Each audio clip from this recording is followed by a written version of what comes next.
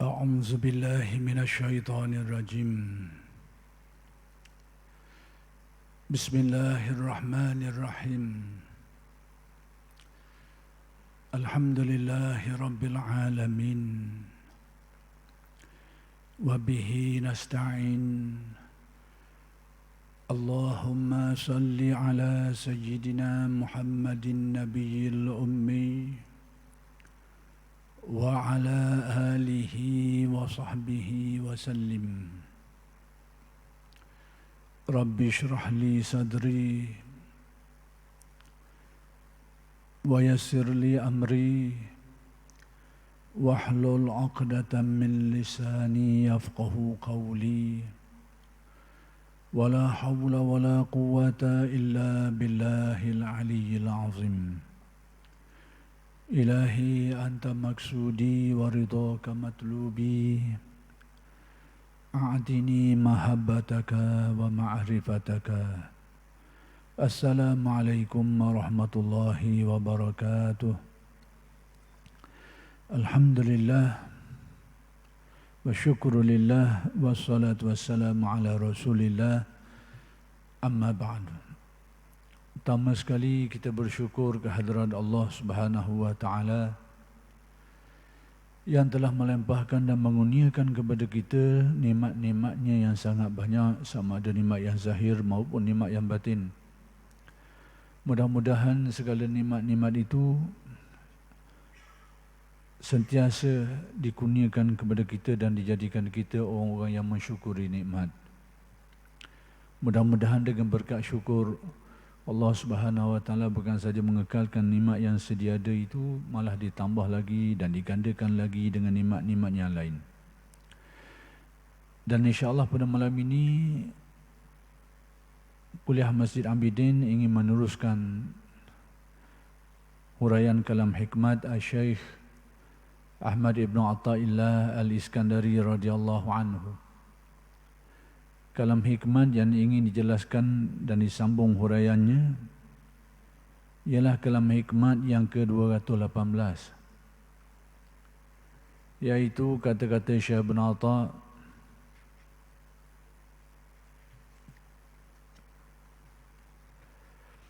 Rubama waradat alaikal anwaru fawajadatil qalba mahsyuwan bisuwaril athar fartahalat min haitsu nazalat farriq qalbaka minal aghyari tamla'uhu bil ma'arifi wal asrar. Maksudnya, ada kalanya nur ilahi turun kepadamu, tetapi didapatkan hati masih penuh dengan keduniaan atau hawa nafsu. Maka ia kembali ke tempat yang ia turun daripadanya. Kosongkan hatimu dari segala sesuatu selain dari Allah. Nescaya Allah akan memenuhinya dengan makrifat dan rahsia-rahsia. Jadi kalam hikmat Syekh Ibn Atha yang ke-28 ini ingin menjelaskan kepada kita tentang fenomena yang berlaku berkaitan dengan kurniaan hidayat Allah. Ini liku-liku hidayat ni. Supaya kita faham kenapa jadi macam ni. Kenapa kita kadang-kadang terasa asyik beribadah kepada Allah, tiba-tiba hilang. Kenapa kita kadang-kadang khusyuk, kadang-kadang tak. Kadang-kadang timbul akhlak dan sifat yang baik, kadang-kadang ia tergelang, ia timbul benda lain pula. Tengok, ini liku-liku dia. Kenapa boleh jadi macam ni? Dari sudut pandang tasawufnya. Jadi kata Syekh Ibn Atha, benda ni ada kaitan dengan nur yang sudah dibicarakan pada kalam hikmat yang lepas-lepas, iaitu nur hidayat. Sudah dijelaskan bahawa perkataan nur yang diguna pakai oleh ulama-ulama tasawuf dalam menjelaskan tentang ilmu tasawuf ini, dia adalah merupakan perkataan majazi, yakni perkataan pinjaman saja, kiasan. Dia bukan nur seperti yang kita faham cahaya fizik ni. Cahaya lampu, cahaya bulan, cahaya matahari, bukan. Dia hanyalah sebagai bahasa pelambangan saja. Nak menjelaskan kita tentang fungsinya. Secara mudahnya, sebagaimana nur ini berfungsi menerangi apa yang gelap, menjelaskan apa yang tidak jelas, maka demikianlah fungsi nur hidayat ini akan menerangi hati dan akan menghaluskan faham terhadap sesuatu perkara. Sebagaimana bila ada lampu ni, dalam keadaan bila tengah gelap dan nampak benda, ada lampu, nampak, tahu, kena. Kemudian bila terang lagi, maka kita lebih cam lagi, detail lagi pengencaman kita tu. Maka demikian juga nur hidayat ni. Fungsi dia terhadap hati seperti itu. Menjadikan hati kita yang gelap, tak kenal kebenaran Allah, sehingga boleh kenal tentang ketuhanan Allah. Hak kenal tu pula, bila nur hidayat semakin banyak dikurniakan Allah, maka semakin halus dan semakin mendalam makrifatnya itu. Itu fungsi nur. Jadi ulama tasawuf menggunakan perkataan ini dengan makna hidayah. Jadi kita guna perkataan hidayah tu lebih mudah untuk fahamlah. Jadi sekarang keadaan kalbu kita ni, jiwa kita dalam kaitan dengan penghayatan agamanya. Kita ni dalam penghayatan agama kita ni, pertama sekali kita ada akidah. Akidah yang menjadi keyakinan kita. Itu tahapan asas. Ini dalam menghayati agama lah. Maka tahapan seterusnya adalah, iaitu akidah itu sejauh mana dia menguasai kalbu kita, menyentuh kalbu kita, ataupun menerangi kalbu kita, sehingga dia membuahkan suatu gerak yang dinamakan sebagai, kalau dalam tasawuf dipanggil al-ahwal wal maqamat. Ini istilah tasawuf. Tak apalah, tak erti istilah tu pun tak apalah. Kita tukar bahasa mudah kita pakai. Yakni kelakuan-kelakuan yang timbul dalam hati kita ni. Hasil daripada keyakinan. Hasil daripada keyakinan, dia akan membuahkan berbagai kelakuan-kelakuan dalam hati kita ni. Gerak-gerak kalbu kita ni. Yang mana gerak-gerak tadi tu dalam istilah tasawuf, orang panggil seperti yang saya sebut tadi lah, al-ahwal wal maqamat. Itu istilah. Cuma bila kita sebut istilah al-ahwal wal maqamat ni, kadang-kadang berasa tinggi sikit. Buang, tak payah pakailah istilah tu sini. Cari istilah mudah-mudahnya. Gerak. Kita ni sebagaimana ada gerak zahir fizikal kita ni, ada gerak kalbu kita juga. Jangan lupa tu. Gerak fizikal kita kalau dalam ibadah, perbuatan kita tu lah. Dengan qiyamnya, dengan rokoknya, dengan sujudnya, dengan qiraahnya, itu gerak badan kita. Gerak kalbu kita, lebih kurang juga. Cuma kadang-kadang dia bergerak zahir je, dalam tu tak bergerak sekali. Tu masalah kita. Bila kita bersolat, kita berqiyam menghadap kepada kiblat, menghadap kepada Kaabah, kalbu kita duk menghadap ke supermarket. Kalbu kita yang menghadap dah ke lain. Berarti kita tak ada gerak dalam tu. Gerak dalam tu tak ada. Masa kita rokok, kita menyatakan ketundukan kita kepada Allah. Tunduk kepatuhan kita kepada Allah. Patuh pada perintahnya, patuh pada takdir yang kita tunduk. Kita menerima segala apa yang diperintahkan dan kita takdirkan atas kita. Itu inti rokok kita tu. Badan kita tunduk. Tapi kadang-kadang gerak tadi tu tak ada. Gerak bahawa kita, ketundukan kalbu kita menerima perintah dia, ketentuan dia, tak mari gerak tu tak ada. Bahkan kita banyak ingkar, banyak tidak berpuas hati, banyak mengeluh, banyak bersungguh. Jadi bergerak tu tidak sejalan. Kalau guru kami disebut tidak senapas. Perkataan guru guna perkataan. Tidak senapas. Yang ni badan gerak lain, dalam gerak pasal lain. Air musa pasal lain. Badan kita bersujud memperlihatkan bahawa itu hakikat paling dekat kita dengan Allah. Dari hakikat sujud tu, bahawa kita ni menyadari hakikat sudah tidak memiliki apa-apa lagi. Semuanya kesedaran kita tu adalah semata-mata menerima lempoh kurnia dia belaka. Penglihatan kita, pendengaran kita, daya upaya kita, hakikat sebenarnya tak ada apa satu bahagian kita, semata-mata bahagian kurnia dia belaka atas diri kita ni. Itu hakikat sujud. Kesedaran hakikat tu. Tapi mungkin badan kita yang bersujud, dahi kita duduk atas latar. Tapi hakikat sebenarnya, akulah segala-galanya. Akulah alim sekali. Akulah ahli ibadah banyak sekali. Akulah orang comel sekali. Akulah orang sihat sekali. Akulah orang baik sekali. Itu aku segala-galanya. Kacau. Luar gok lain, dalam gok lain. Tidak mari. Tidak sejalan pergerakan itu. Jadi sekarang ternyata bahawa gerak sekarang Syekh Ibn Atta nak menjelaskan kita beberapa aspek tentang gerak dalam tu. Nak warna ni biar dalam tu je gerak molek. Sebagaimana gerak luar ni senang kita atur. Senang kita nak atur sikit. Kita mengaji, kita berusaha sekadar, kita geraklah. Maka berlakulah semayang kita ya seperti yang kita buat hari ni. Jadi gerak kita tu, zahir kita ni mudah sikit nak atur. Tapi hak dalam ni payah sikit nak atur dia tu. Pak liar sikit ni. Maka dalam tasawuf dia kena ada rabitah, ikat dia tu. Nak ikat jangan jadi liar tu. Nak ikat dia tu. Kita mengaji kitab ni, nak ikat dalam tu jangan liar. Supaya bergerak sekali dengan zahir kita tu. Bergerak sekali. Kadang-kadang gerak batin kita 100% tidak sama dengan gerak zahir kita kadang-kadang. Ini berat nanang orang panggil. Kadang-kadang gerak batin kita tu 50% betul dengan gerak zahir. 50% lagi dia lari ke lain. Ada juga. Berbeza-beza keadaan. Yang sempurnanya gerak zahir kita tu membetuli gerak batin. Bahkan lebih sempurna lagi. Zahir tidak bergerak, batin tetap bergerak. Ini hal lain lagi ni. Orang panggil solat daim. Solat daim. Ada orang kata tak ada, itu masing-masing punya cerita lah. Ini istilah ahli tasawuf.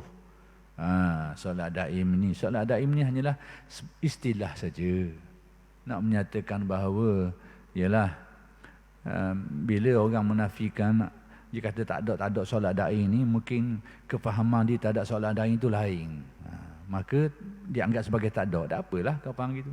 Tapi nak kabarnya solat daim ni istilah ahli tasawuf je, digunakan oleh setengah ahli tasawuf. Setengah ulama tasawuf menggunakan perkataan ini. Yang mereka maksudkan solat daim ni pertama sekali rujukannya pada ayat Al-Quran juga. Ala solatihim daimun. Orang yang daim berterusan semayang mereka itu. Macam mana? Daimun ini dalam bahasa kita berterusan. Ikut tafsiran fiqh, berterusan tu dengan makna masuk zuhur semayang, masuk asar semayang, masuk maghrib berterusan. Ada apalah, betul lah tu. Tak salah tafsiran tu. Tapi tafsiran tasawuf dia lihat halus lagi. Berterusan pada mereka ni tidak putus-putus. Itu berterusan pada mereka tu tidak putus-putus. Dah guana tu dah putus-putus tu. Inilah perkaranya. Jadi yang mereka maksudkan dengan istilah solat daim, saya jelaskan sikit kerana ada orang bertanyalah bahawa istilah-istilah ni ada orang kata tak ada lah. Tak apalah, orang tambuh terima kata tak ada, Allah jangan pakai lah. Cuma saya nak kabar ni dari sudut tasawuf apa artinya. Jadi istilah solat daim ni iaitu gerak-gerak hati tadi itu, yang pada waktu solat dia bersama dengan gerak badan. Badan menghadap hatinya kepada Allah. Menghadap zahir ni, badan kita ni menghadap kiblat. Qalbu kita pula fa aina ma tuwallu fasamma wajhullah. Tu kiblat batin kita. Kiblat zahir kita Kaabah lah. Menghadap hati ingatannya, tumpuan hatinya kepada Allah. Kemudian menghayati rukuknya, khusyuknya. Jadi apabila orang yang solatnya itu melibatkan zahir dan batin, ada gerak zahir dia, ada gerak batin dia tu. Sekarang ada setengah orang apabila zahir dia berhenti bergerak, maksudnya dia selesai sembahyang, Assalamualaikum warahmatullahi, Assalamualaikum warahmatullahi. Tapi gerak batin dia tu tak berhenti lagi, jalan lagi. Itu panggil solat daim. Dan kadang badan sudah tidak bergerak dalam bentuk beribadah tu, tapi Gerak-gerak yang ada ketika ibadah tu berjalan lagi. Hatinya sentiasa merasa menghadap kepada Allah. Hatinya sentiasa merasa rukuknya, merasa sujudnya. Dan sebagainya. Itu panggil solat daing tu. Jadi istilah ini istilah ahli tasawuf. Sekiranya ada orang memahami solat daing dengan makna-makna yang lain dan makna tu bercanggah dengan syarak dan lalu dianggap tak ada dalam syarak, tak apalah. Itu kefahaman tu pun dah betul. Adapun tasawuf dia faham macam ni. Dah kalau kefahaman yang saya katakan tadi tu salah. Hak saya kata tadi tu. Solat daing dengan makna yang saya khabar tadi tu. Salah. Dah kalau salah, kat mana tempat salah tu? Tanya. Orang yang menghayati kalbu dia tu sentiasa hidup.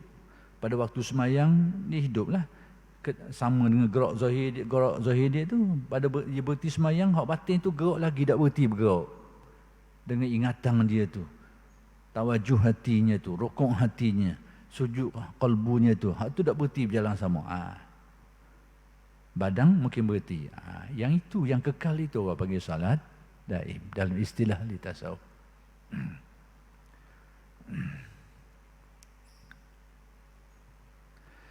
Jadi sekarang gerak batin dalam manusia itu dia ada perkara-perkara yang perlu kita fahami. Dan Syekh Ibn Atta' sekarang ni nak menjelaskan tentang perkara itu. Nak menjelaskan. Orang yang menganggap khusyuk sebagai sunat mungkin rasa tak perlu benda ni. Tak perlu benda ni. Tapi yang merasakan khusyuk itu satu kewajipan yang perlu diusahakan, dia rasa perlu benda ni. Tengoklah petua macam mana. Sudah kita jelaskan dulu tentang status khusyuk. Itu sebenarnya khilaf dari sudut pandang dia. Dan kita tak nak ulang di sinilah.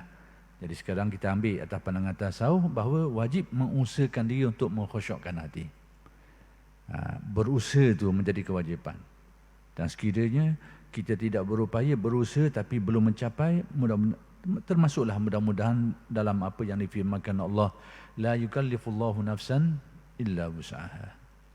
Allah tidak membebankan seorang melainkan apa yang mampu dia buat. Jadi mengusahakan, usaha dah, belajar dah, berlatih dah, tapi tak dapat lagi atau tak dapat sepenuh lagi, mudah-mudahan diberi kemaafan oleh Allah. Hak tambahnya membiarkan, merelakan diri dan kerana tidak khusyuk tu. Apatah lagi pegang apa tua, tak apa tak khusyuk pun. Tu lebih-lebih lagi. Tak apa tak khusyuk pun. Tak apa. Kalau kita anggap khusyuk qalbu, bukan khusyuk jawarih ni, khusyuk qalbu ni sunat, berarti tak khusyuk tak apa. Maksudnya kita nak mikir benda lain pun boleh. Kalau kita beranggapan khusyuk qalbu tu sunat. Kan kita faham sunat kan, tak buat tak apa. Jadi kalau kita anggap khusyuk qalbu ni taraf sunat, berarti kita boleh nak mikir benda lain. Dan kita boleh merancang, hari semayang ni aku nak mikir masalah dah selesai lagi. Tak ada masalah tu. Kalau rasa gitu boleh, buat. Kalau rasa gitu boleh. Kalau rasa boleh.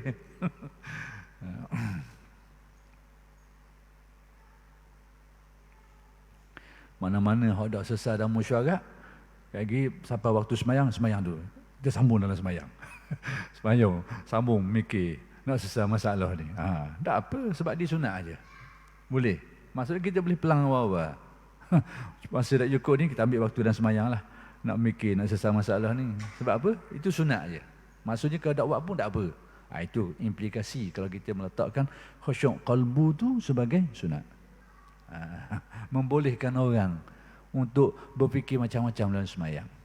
Adapun orang yang memfatwakan khusyuk qalbu tu wajib, ia kena usaha untuk tidak khusyuk. Tapi kalau babah juga, mudah-mudahan termasuk la yukallifullahu nafsan illa wus'aha. Itu bendanya. Baik.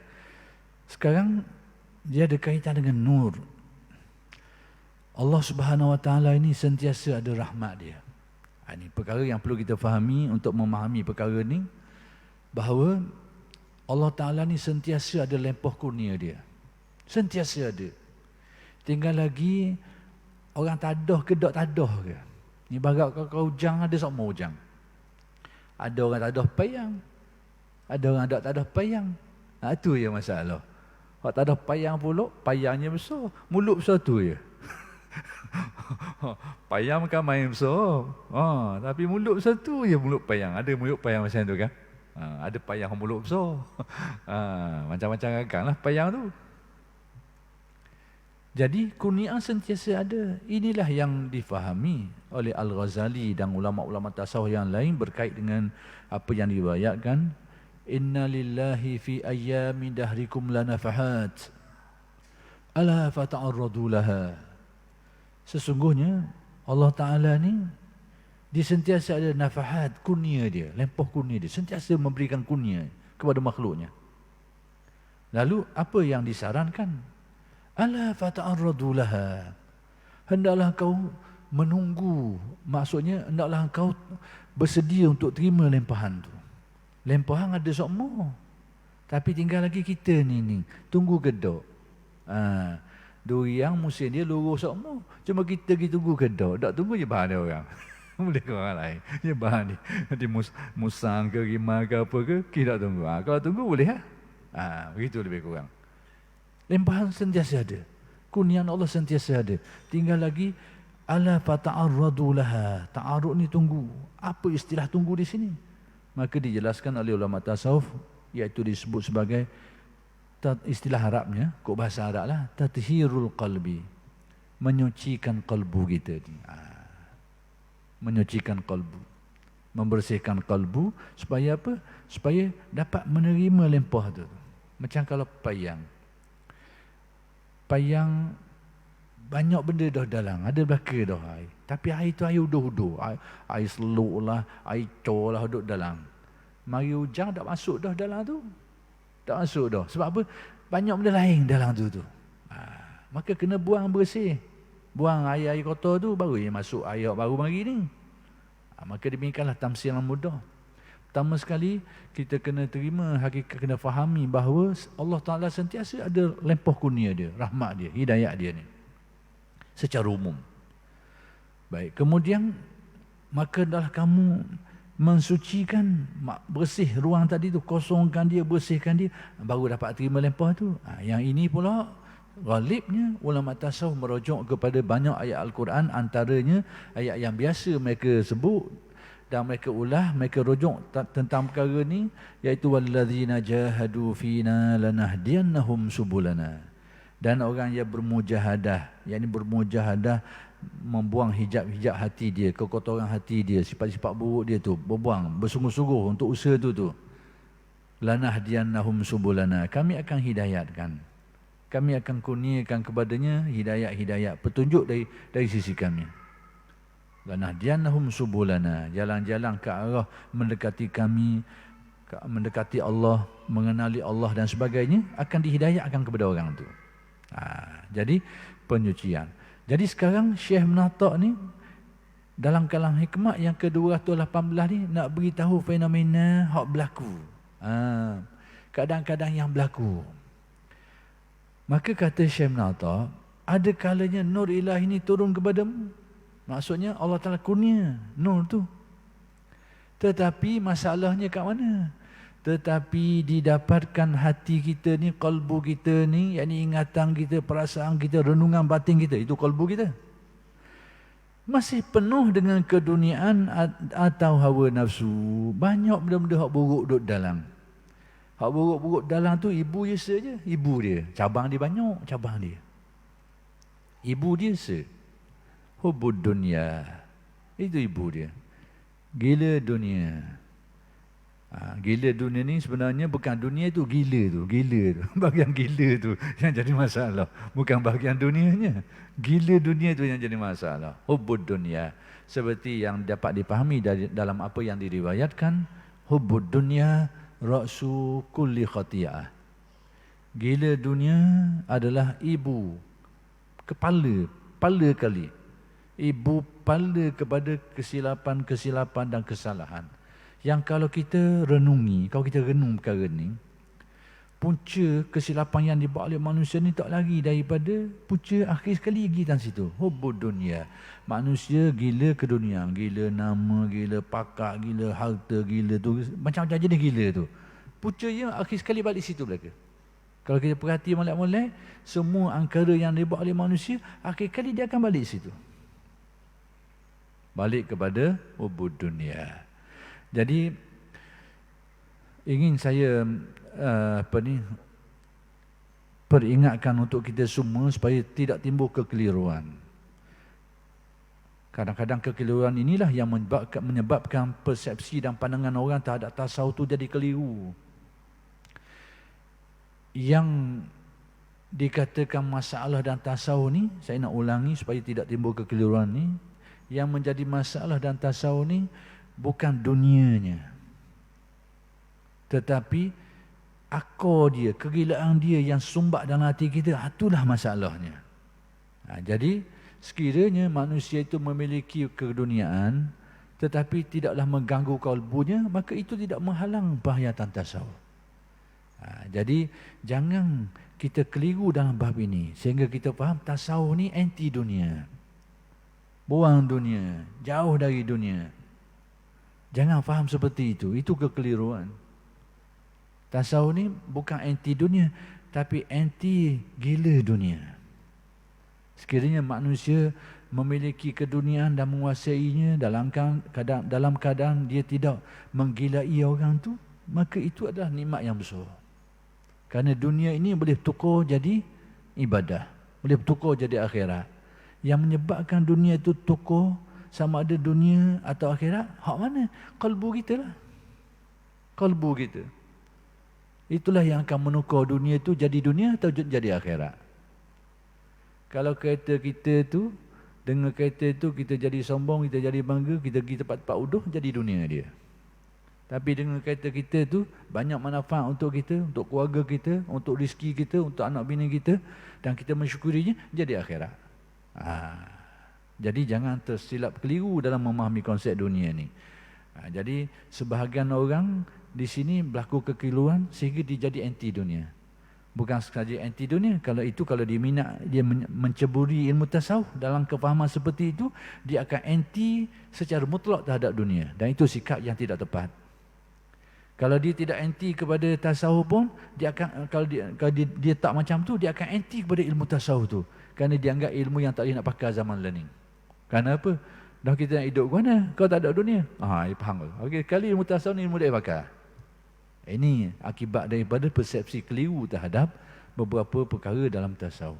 Jadi sekarang tengok balik kepada asal. Ada kalanya Allah Ta'ala ni mendatangkan anwar, nur hidayat.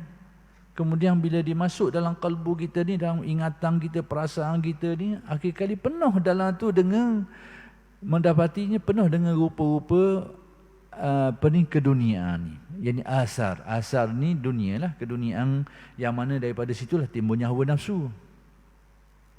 Kerana keduniaan dan hawa nafsu tu berekeh. Kita nak kepada keduniaan dengan kemahuan yang tinggi, maka itu dinamakan hawa nafsu, keinginan kita. Jadi penuh di dalamnya dengan keduniaan dan hawa nafsunya. Jadi sekarang kita sendiri boleh nampak lah dalam kalbu kita ni, takkanlah ada kereta dalam perut kita tu, takkanlah ada rumah dalam tu. Mestilah yang adanya gambarannya, ingatannya, keinginannya, kemahuannya. Yang itulah masalah. Yang itulah masalah yang perlu dibersihkan. Dah boleh dibersihkan? Boleh. Ada manhajnya. Sejauh mana kejayaan itu cerita lain. Allah Ta'ala tak akan suruh kita ni lakukan sesuatu yang kita tak mampu. Kerana kaedah usul fiqh tidak berlaku taklif bima la yutaq. Mentaklifkan sesuatu apa yang tidak mampu ditanggung, itu tidak konsep itu tak berlaku dalam syariat agama kita. Apa yang diperintahkan Allah tu, apa yang kita boleh buat. Dah apa benda yang kita boleh buat. Al-Quran menyuruh kita supaya menyucikan jiwa. Yang dapat difaham dalam beberapa perkara, antaranya qad aflaha man zakkaha. Beruntunglah orang yang menyucikan jiwanya. Jadi Allah Ta'ala menyatakan kejayaan, keberhasilan, keberuntungan orang yang berusaha nak menyucikan kalbu dia, jiwa dia. Artinya perkara itu boleh dilakukan, termasuk bahagian usaha kita, ikhtiar kita. Boleh dilakukan. Jadi sekarang bila nur hidayah Allah Ta'ala tu dikurniakan, tapi tiba-tiba dalam kita tu penuh dah dengan benda lain. maka kesannya apa? No tu keluar semula. Sebab tu kadang-kadang kita terasa, kadang-kadang saya sekali rasa khusyuk tapi tak lama, tak tahan lama. Kadang-kadang rasa manis sekejap tapi tak boleh ke jauh. Kenapa? Kerana dalam tu banyak lagi benda lain. Ia tak down nak masuk molek, ia kanja kata kan, dia kanja semula. Masuk dah tapi kanja semula. Maka Syekh Ibn Athaq meninggalkan pesan di penghujungnya tu. Kosongkan hatimu dari segala sesuatu selain dari Allah. Kosongkan hati ni, buang ikatan pengaruh keduniaan yang kuat yang mencengkam hati. Buang yang tu. Cara macam mana? Itulah cara yang dianjurkan dalam tasawuf, iaitu riyadah, latihan amalan. Dengan zikirnya, dengan muraqabahnya, macam-macam lah. Sebagai contoh mudah. Kalau kita terasa hati kita ni tarikan keduniaan berat dah lalu, pergi ziarah kubur. Ziarah kubur. Duduk atas kubur. Tengok, ingat kepada orang yang mati gini-gini. InsyaAllah tu mudah cair. Itu salah satu cara. Nak kabarnya, kegilaan kita tak duniawi ni, bila ingat kepada tu, dia gelas sekejap. Cuma kita ni tak sungguh, ataupun jangan-jangan sekali, setahun sekali. Ataupun boleh 2-3 tahun sekali. Memanglah tidak kuat hasil dia tu, natijah dia tu. Jadi nak beritahu, perasaan-perasaan tu boleh dilenturkan dengan pedoman agama kita ni. Pedoman-pedoman yang tunjukkan ni. Cuma kena belajarlah ilmu dia tu. Tapi ilmu ni tak ada dalam kitab fiqh. Dia ada dalam kitab tasawuf. Bahagian ni. Kosongkan hatimu. Ini bersihkan hatimu dari pengaruh-pengaruh keinginan itu. Maksudnya, bukan disuruh buang semua tu ke laut. Ada orang kita yang salah faham. Dia mengaji sekerat ni, akhir kali dia teruk dalam sungai belaka. Kakak-kakak ada tu, dia teruk. Kerana dia kata benda ni menghalang. Dia buang dalam sungai. Masalahnya, tak dalam 2-3 tahun, pergi cari semula. Itu tak tahannya. Tasawuf suruh buang, bukan buang benda tu. Membuang keinginan itu. Dah cara nak buang ke mana? Cara nak buang tu dengan cara yang dianjurkan oleh kaedah ilmu tasawuf. Kalau buang kakah tu waktu capok je, waktu senang. Jadi sebab tu kalau disebut oleh Syekh Abdul Samad Palembang dalam kitab Sairus Salikin, dia kata Allah Ta'ala beri kelebihan kepada ulama-ulama tasawuf ni tahu cara-cara untuk menguasai cara-cara untuk membersihkan kalbu. Allah Ta'ala beri kelebihan kepada mereka ni. Jadi sebab tu kalau kita pergi tanya dia dan tanya orang lain, mungkin jawapan tak sama lah. Antaranya benda tadi lah. Mungkin kita tanya orang yang tidak ada asas langsung dalam ilmu tasawuf ni, macam mana nak buang kegilaan terhadap dunia, mungkin khabar kita cara tak dia. Mutuhuk belaka ada. Mutuhuk belaka. Ada kereta mutuhuk dalam sungai. Ada rumah mau pecah kata-kata mutuhuk dalam laut. Teras sekali tengok jadi tak? Teras sekali buat gitu. Ada kereta kita huk dalam sungai. Saya rasa bukan hilang cerita dunia, tak nak tidur malam untuk teringat. Kau berat sakit, bukan kau sembuh penyakit, kau berat penyakit tu mari. Kita ingat buang tak ada benda, akal kita memang fikir gitu. Kita yang jadi nok kekakah ni sebab ada depan mata, tak ada tambuh. Cerita tengok jadi tau. Tengah buang. Kereta ada tu, beri kat orang. Bimbang-bimbang takut tadi aku. Kita pula jadi dah nak tidur malam teringat semula. Ini tak jadi. Pasal gini. Itu contoh mudah lah.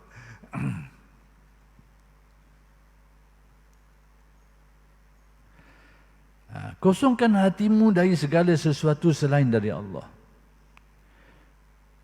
Baik, sekiranya manusia berjaya mengikih ingatan-ingatan yang kuat, cengkaman-cengkaman ke dunia yang kuat ke atas kalbu tadi tu, berjaya dikikis. Sebab tu saya beritahulah secara mudah di sini, kunci besar dalam mencapai maksud ni zikir. Ingat zikirnya. Zikir itu adalah obat besar dalam perkara ni. Dan adalah keilmuan dia tu, ilmu dia, pedoman dia itu adalah. Tapi kunci besarnya adalah zikir. Jadi sekiranya manusia berjaya mengosongkan hati, mengosongkan kalbu daripada pengaruh cengkaman keduniaan, keinginan nak pakat, nak nama, nak kedudukan, benda-benda tu tak masalah. Pakat ke, nama ke, kedudukan, kejawatan itu tak jadi masalah. Tapi keinginan kita itulah yang menghalang kita. Kegilaan kita itulah yang menjauhkan kita, yang menghijab kalbu kita daripada Allah. Jadi tasawuf ajar kita macam mana nak buang keinginan itu. Adapun perkara itu biarkanlah. Kalau andai kata diberi pangkat, terimalah, syukurlah kepada Allah, tak ada masalah. Diberi rezeki, terimalah, syukurlah kepada Allah. Diberi kedudukan, terimalah, syukur kepada Allah, tak ada masalah. Cuma macam cari jalan macam mana semua yang ada itu tu tidak menjadi kegilaan bagi kita, sehingga kita tidak terpengaruh dengannya. Ada, terima alhamdulillah. Andai kita tak dapat, tak apalah lagi, tak sampai rezeki lagi. Andai kata boleh batu hilang pula, buat guana dah qada dia belaka. Tapi kalau benda tu menjadi kegilaan kita, dia akan jadi lain. Dia akan mengakibatkan keadaan kita yang lain. Baik. Sekiranya manusia berjaya mengosongkan kalbu dia ini daripada pengaruh cengkaman keduniaan ni, maka kata Syekh Ibn Atta', nescaya Allah akan memenuhinya dengan makrifat dan rahsia. Yakni dengan nur hidayah tu masuk sampai ke dalam kalbu dia. Bila nur hidayah ni masuk ke dalam kalbu, maka hendak nampak jadi nampak. Kalbu kita tu, rahsia-rahsia ketuhanan Allah yang kabur-kabur tu jadi terang. Keyakinan kita kepada Allah Ta'ala tu yang minimalnya akhir sekali bertambah keyakinan dia tu. Itu maksud. Maka akan terbukalah pintu makrifat dan rahsia. Yang ini rahsia-rahsia keimanan. Bergantung kepada tahap kesucian kalbu dan kurnia Allah Subhanahu Wa Ta'ala kepada seseorang itu. Itu kunci dia. Sekarang kita tengok sebab apa yang menjadikan kita hilang khusyuk. Kerana tarikan ingatan kita ke benda lain. Dan kita tidak berupaya tahan dia tu. Dan sekiranya manusia beriadah, sampai satu tahap dia akan berupaya untuk tidak mengikuti keingatan tu dan boleh melupakannya. Masa itulah datang khusyuk. Datang hadir hati. Pada waktu itulah sembahyang dapat dihayati dengan qiyamnya, dengan rukuknya, dengan sujudnya, dengan bacaan-bacaannya, tahiyatnya, macam-macam lagi. Dapat dihayati bila tak ada gangguan tarikan ingat ke lain tu. Ni kita baru takbir, yang mari selalu rojok kata. Yang mari macam-macam, rojok keliling lah, itulah. Tak ada nak tekih kita ni mari. Nak kata ke mana? Ni mari. Takbir. Sebab apa dia kuat tu? Kerana cengkamang dia kuat. Cengkamang dia kuat. Maka perlu kena kikih dia tu. Kena kikih sehingga dia tidak menarik ingatan kita tu. Maksudnya kalau kita nak lupa, boleh lupa benda tu. Tidak bagi kacau kita. Barulah kita dapat menghadapkan kalbu kita kepada Allah dalam ibadah. Itu maksudnya. Jadi yang menjadikan hati manusia ini tidak terikat, tidak dipengaruhi oleh cengkaman nafsu, keinginan keduniaan dan nafsu-nafsu buruk tu, apabila kalbunya itu mula disinari dengan nurul hidayah. Hati ni nampak. Nampak pun ada contoh. Keduniaan yang menjadi kegilaan kita tu, bila nur hidayah Allah Ta'ala kurnia dalam hati kita, nampak bahawa molek mana pun benda tu, berharga mana pun, hakikat sebenarnya akhir kali kita akan tinggal kat benda tu. Yang menjadikan geruk hati tu mari tu sebab ada nur hidayah lah tu. Kalau tak ada nur hidayah, tidak mari. Ia mari ni, Allah comel benda ni, Allah maha benda ni, bagus benda ni. Ia mari. Ayat tu mari banyak tu. Dah nak mari ke mana? Ia terik dalam situ tu. Tapi bila nurul hidayah mari, nampak Allah. Molek mana sekalipun akhir kali hilang juga, hancur juga, punah juga. Dapat paling tinggi pun akhir sekali kita akan lepas juga. Kita akan tinggal kok di sudah mari tu. Jadi yang menggerakkan gerak-gerak tadi itu gerak makrifat. Keyakinan kita tadi tu menyinar ke dalam kalbu. Demikian juga keinginan kita terhadap pangkat dan kedudukan dan sebagainya. Yang jadi tak boleh nak lepas tu kerana ayat tu banyak mari tu. Boleh pakat ni bagus, orang hormat belaka, ni gitulah beginilah, kedudukanlah, kekayaanlah mari. Ayat tu je orang mari. Tapi bila nurul hidayah masuk ke dalam hati, dia mari. Semua ni kau akan tinggalkan dia sampai masanya. Dan macam-macam lagi. Jadi nampak. Hakikat benda tu jadi nampak. Dengan nurul hidayah. Semua ni akan kita tinggalkan dia. Semua ini tak akan bertahan lama. Semua ni pun sementara saja. Tengok orang kadang-kadang masa berkedudukan di sanjung, tak dah jatuh lagi orang tinggal dah. Tak dah jatuh lagi. Macam-macam boleh berlaku. Satu ketika dia muliakan, satu ketika dihinakan dengan sehina-hinanya. Boleh berlaku macam-macam. Jadi yang menjadikan kalbu nampak tu kerana ada nur ni lah, nur hidayah jadi nampak. Tapi kalau tak ada nur ni tak nampak, dia nampak kelebihan benda tadi lah. Kelebihan benda tu, kelebihan benda ni. Lupa pun habis. Itulah. Jadi hati menjadi nampak tu bila ada nur. Dan nur tu lekat molek bila hati tu berjaya dibersihkan daripada cengkaman ingatan terhadap benda-benda tadi tu. Tapi kalau cengkaman ingatan tu kuat, mari nur dia kanjar semula, dia tak mari. Jadi ingatan tu tak mari, kesedaran tu tak mari. Itu secara mudah. Dia oleh kerana sudah maksudnya sampai segena ni, kita berhenti setakat ini dulu dan insya-Allah huraian kalam hikmat ini akan bersambung pada kuliah-kuliah yang akan datang. Aqulu qawli hadza wa astaghfirullahal azim li wa lakum. Assalamualaikum warahmatullahi wabarakatuh.